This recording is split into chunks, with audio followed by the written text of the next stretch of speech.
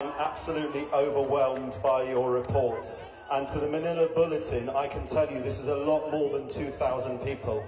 I've been watching messages on Facebook for quite a while now that people have come from all over Europe. People have sacrificed their time, their money, they've taken time off work. Even some people have risked their jobs to come here. Such is the love for former President Rodrigo Roa Duterte. My message is going to be really short, and I'm just going to say this, that, you know, during the time of the Duterte administration, I was one of the unofficial bloggers, i.e. I was getting sent information from the Presidential Communications Operation Office. I was posting information about the President on a daily basis for 6 years. That was 6 years of my life where I was dedicated because I believe the Philippines was better under President Duterte. Reduced crime, reduced corruption, and my own family felt safe, I felt safe. It was an amazing time. I'm not here to talk about the current government. I'm a foreigner. Please understand that I cannot criticize the government because I'm not a Filipino.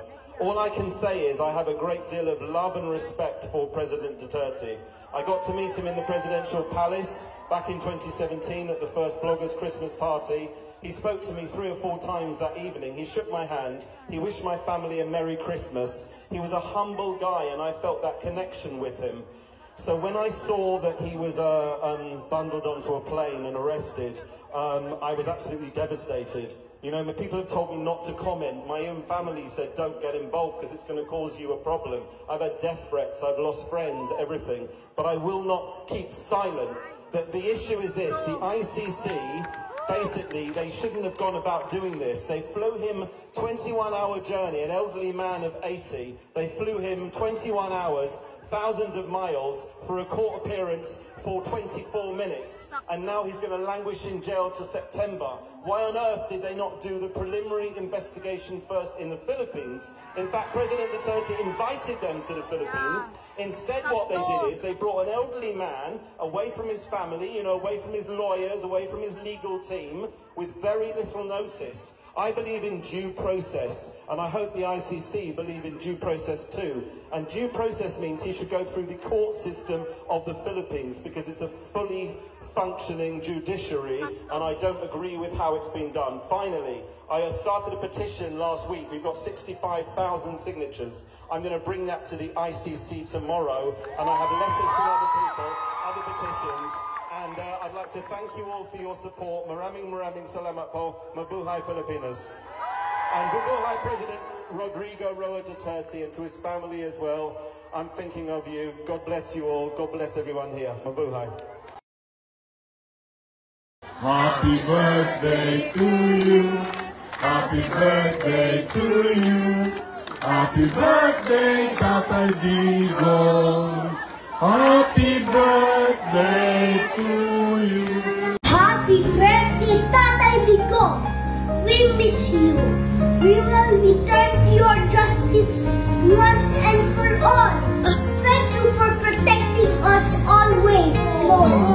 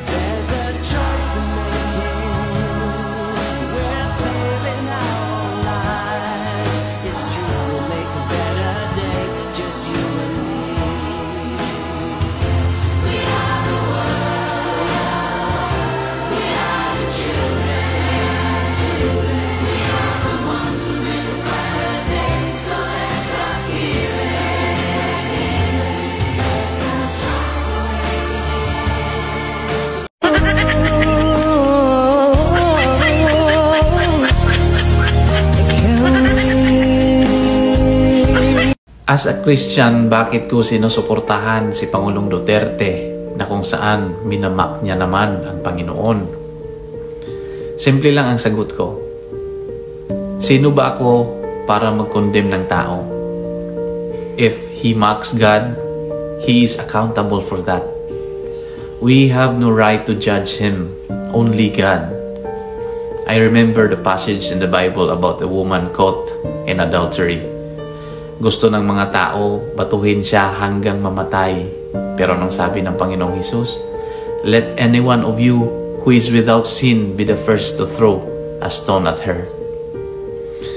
Sometimes, we are hypocritical enough to judge others without reflecting in our own shortcomings. Ipalagay natin na walang Diyos si Duterte. Tayo nakakakilala sa Diyos. Kaya galit na galit tayo kay Duterte. Pero ang tanong ko sa'yo, natutuwa din ba ang Diyos sa buhay mo?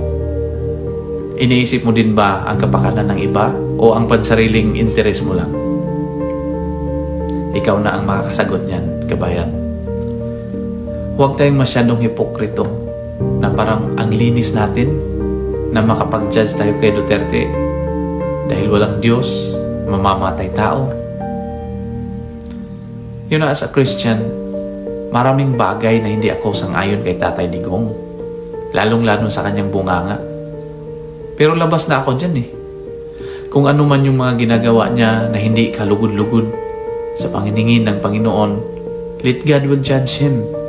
Huwag ikaw, huwag ako dahil makasalanan din tayo.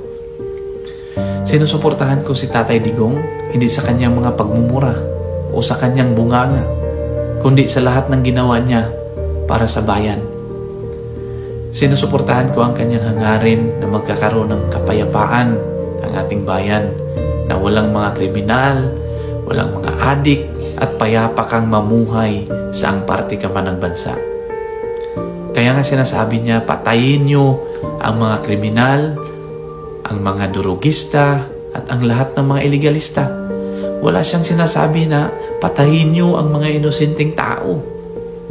At kung ikaw naman ay walang ginagawang masama, bakit ka naman matatakot? Yung iba kasi pinaglalaban nila ang karapatan ng mga kriminal na namatay. Paano yung karapatan ng mga biktima? Imbis na ipaglaban nyo ang mga biktima ng kasamaan, nagiging protektor tuloy kayo sa masasama. Bakit ang daming galit kay Tatay Digong? Maliban sa kanyang bunganga, dahil marami kasi ang kanyang mga nasasagasaan. Siya lang naman ang nakakagawa na maraming mga adik ang nagsusurrender at nagbago ang buhay. Siya lang ang nakakagawa na pagbabayarin ang mga malalaking kumpanya ng tax na matagal nang hindi nagbabayad. At marami pang iba. Kaya as a Christian, sinusuportahan ko ang taong sinasabing walang Diyos pero may malasakit sa bayan at may magandang hangarin. Kaysa kilala nga ang Diyos, ngunit sa kaloob-looban, sariling interes lang ang inaasam at sa bayan ay walang pakialam. You raise me up so I can stand on mountains. You raise me up to walk on stormy seas.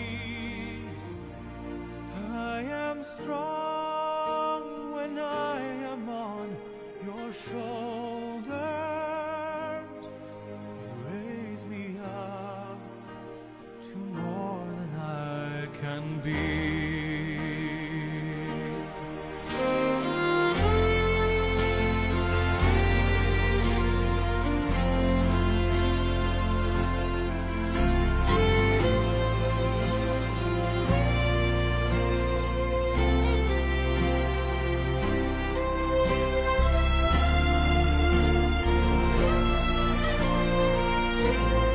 I'm not aware of any core group, nor am I a member of such group that allegedly planned and prepared for the arrest of former President Duterte. It's heavily reported in both mainstream and social media. It is utterly unacceptable and unfair that my name is being dragged into an alleged grand conspiracy. I firmly deny any allegations of a grand conspiracy. In fact, the events in March 11 were spontaneous. As National Security Advisor, I was merely doing my job. However, I face all these accusations against my honor and integrity with firm resolve, knowing that I am on the side of the truth and I was simply doing what I had to do. And in doing so, I upheld the truth, justice, and the rule of the law. Again, my loyalty is always to the country, to the Constitution, and not to any person. Thank you, Madam Chair. It was a group effort.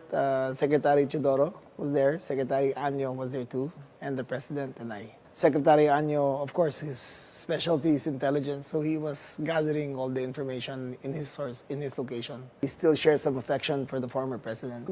They had a very good working relationship. But he's a professional, he is a soldier, and he's a gentleman. So he served this role, and the information that he gathered and shared was very reliable. Duterte called the ICC arrest warrant unjustified because he said his war on drugs restored peace to the nation. What do you make of that argument? I would say yes, that's really true, because I experienced it as a Filipino. Before Duterte, you cannot walk on the streets of the Philippines, especially in Manila, because you're so afraid that anytime soon you will be attacked by a drug addict who can, kill you or to a greater extent. And also one thing that the international community should know, there was no unsponsored killings coming from the state during his presidency. It was a legitimate police operation. Any country for that matter that you want your country to have a peace and order, you want, criminals, drug lords to be driven out of your country or to put them in prison and to assault them, it's a legitimate action coming from the state. And I think our former president was just doing job. So this is really the case of the matter. And as a Filipino, I really experienced it, that during the time of President Duterte, our peace and order situation in the whole country and the drug problem was lessened to a greater extent. It was not necessarily eradicated 100%, but to a greater extent, I think the Filipino people were able to enjoy the streets without fear, because we know that we have a president at that time who really cares for our welfare and who is really, really strong in combat. We accuse this person as crime against humanity, pero ang atong pagtratar niya against humanity sad. Nag-accuse ang human right, nga nag-abuse ni human right, pero ang atong pagtratar niya anti-human right sad. O sige, violator ka sa human right. Sama ang mga adik. Pila man kabuk ang gipatay og adik. Gipanglugos, gipatay, mga bata pa gani, mga estudyante, mga pari, pila man kabuk pari ang namatay tungod kay gitulis sa adik. Si Father Rabusa, dito sa Maynaga, galakaw ng SRP, gitulis og tulo mating ito kabatanon, yan, i-aksyog sokol, gipusil sa usa, patay. Pag human, igo rang ningong adik, wa manggugog kaila nga pari siya. Dito dapit sa Negros, pari, padong magsikol, or padong bato magmisa, gadas iyang maskit, gaklirikal. Gitulis, gituyunan og ang sundang batok, plumingko bato. Nya, wa mo hatag dayon ang pari, gidugsak ang pari. Patay. Adik yapon. Ningon yapon siya, ang manggod, abi na kong musukol siya. Di ba extrajudicial killing man sana? Ako na ako'y mga 5 kabuk igagaw og distant relatives na ngamatay tungod ana. Nganong ato ramang pilion og kinsay atong i-oppress og i-penalize sa extrajudicial killings nga dinhi sa Pilipinas, porti mang daghan ng extrajudicial killings? Atong angayon. In this black hole called the Bicameral Committee, what happened was our esteemed legislators transferred huge amounts of funds from what are ordinarily identified as the high priority projects of our national governments, underfunded them, diverted funds from these projects towards a bunch of what they call public works projects that are scattered all over their districts, which are poorly studied, poorly identified, and largely clustered around what they call flood control projects, because these are the projects, in my mind, that are most difficult to monitor.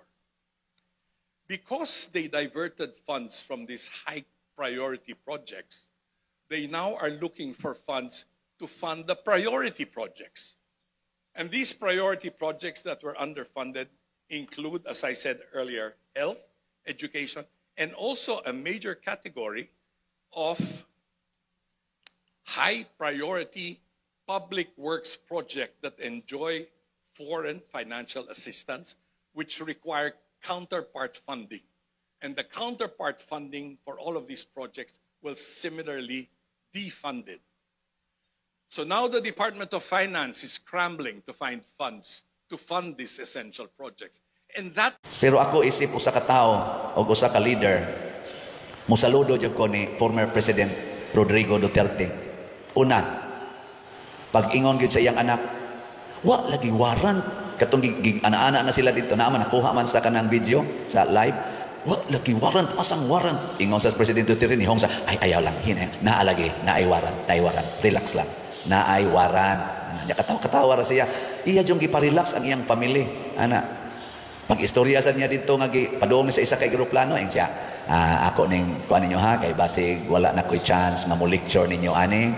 Ikaw tore nagkuan raman ka, nagtuman raman ka sa imong kana ganing katungdanan, pero anang pamalandungi sa dinyo ba nga unsa may akong kaso, unsa may mga legal basis nya inyo kung ipadaan adto anang nga ang kuan kana ganing kurtiha nga wa may legal basis.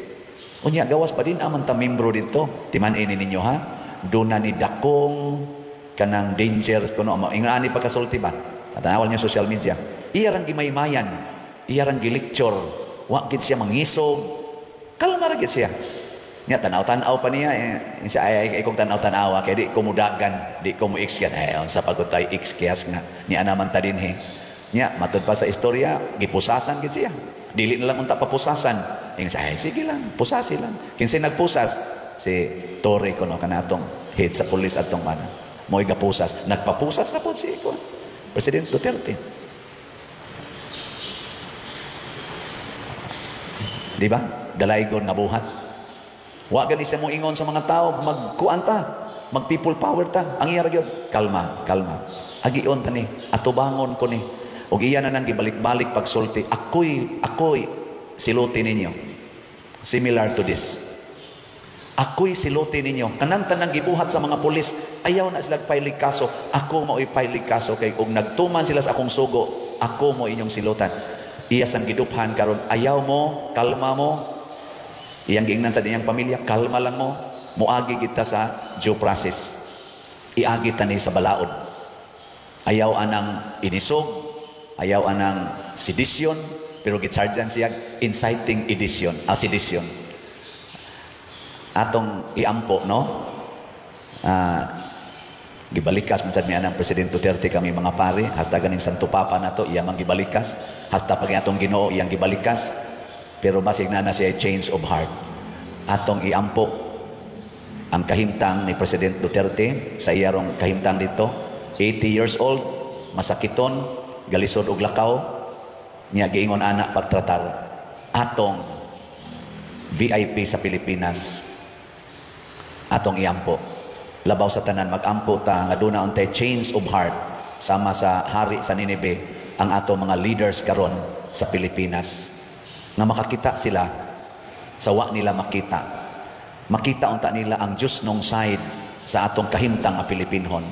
Ang nag-ilaid sa kalisod karon, ang kagutom, ang unemployment, ang mga injustices nga gihimo sa mga criminals, kini mga addict, kining mga insurgents nga gipanghimo na sa nila karon kining mga tulis ug uban pa. Makita unta ni ang mga masakito nato nga wa na mga tambal kay wa na gani budget ang atong PhilHealth, wa maapil sa budget sa appropriation nining atong 2025 budget. Makita unta nila kining maong side ang mga taong naghilak sa kalisod na wa makinahanglan nining klasiha sa mga decisions nga gihimo nila karon. Change of heart.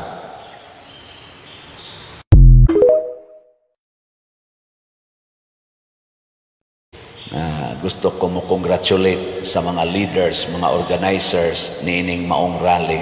Pagkanindot tan-aon, mga 13 areas ang kinadak-an ang dito sa Quirino area, Grandstand sa Manila. Partigyong daghanang tao, murag gabanig, murag ang yuta giilisan og puti nga kana ganing tiles. or color. Nya, di ka kabati nga, di ka kakita nga nagtinukmuray, di ta kakita nga naay daghang mga pulis nga gidamagan nga nagdaog mga pangontras magrally. Kalma kayo nga nagtapok kining millions of attendees. Di ta kakita nga naay mga tao nga gipang atake, naay mga placards nga nagbugal-bugal o nag-insulto sa certain persons. Kanunay nakasintro sa katilingban, kanunay nakasintro sa pangandoy sa kalinaw, pagkahiusa, kauswagan na katilingbanon, nag-atake sa mga depiktos katilingban, dili sa depikto sa tao. Ningon dyan ko, congratulations, INC. Kay maogid niya, muukab sa Bible, ibase dito ang ilang mga pangandoy sa kalinaw, kahiusa, mahunong na ning pagkabahin-bahin, panag-away, naaman as Bible tanan. Pasabot, kanindot nga naay mga tao nga magtapok aron mo padayag unsay gustos Ginoo. Nya kinisang mga pagpadayag sa atong mga Diyosnong panginahanglan o pangandoy sa mas gibuhat sa atong mga igsoon sa Iglesia ni Cristo nga kining rally karon, ato unta ning buhaton, dili nato ihilom ba matud pa ni Cristo, ayaw tagui ang suga ilalom sa gantangan, itungtong kini sa tungtunganan. O para nako natuman ni sa Iglesia ni Cristo, gipakita nila sa tibuok kalibutan karon the biggest gathering in the Philippines nga nagsulti. Hunungo na nato ang away, hunungo na nato ang korupsyon, hunungo na nato kining pag-iya-iyahay, unaho nato ang katilingban, unaho nato ang kapayapaan o pagkakaisa. Mao man ni ang suga unta nga magdanag nato isip nasod, gitungtong ni sa tungtunganan karon sa nagrally. Congratulations sa tanang ni apil. Congratulations sa tanan nga ni appreciate ni ining maong paagi sa pagpadayag sa atong mga pangandoy. Way gubot, way away, ug wa say dinautay nga personal.